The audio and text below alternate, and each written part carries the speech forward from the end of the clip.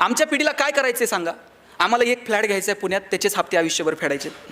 एक गाडी घ्यायची, तिचंच कर्ज फेडत बसायचं आहे. याच्या व्यतिरिक्त आमच्यावर जबाबदारी काय? आमच्यावर विशेष जबाबदाऱ्या नाही आहेत. पण तुमच्या पिढीचं मला कौतुक वाटतं.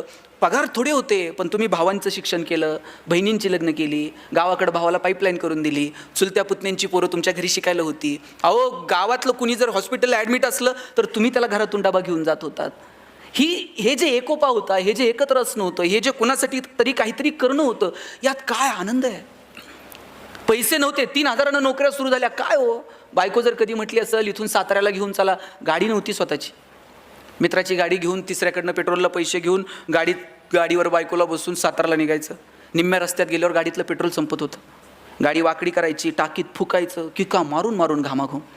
बायको असं बघायची, कुठून याची माझी गाठ पडली. अशात बायकोनं नुसता खांद्यावर हात ठेवू द्यावं साहेब, कित्येकांच्या गाड्या बिना पेट्रोलच्या साताऱ्यापर्यंत गेल्या.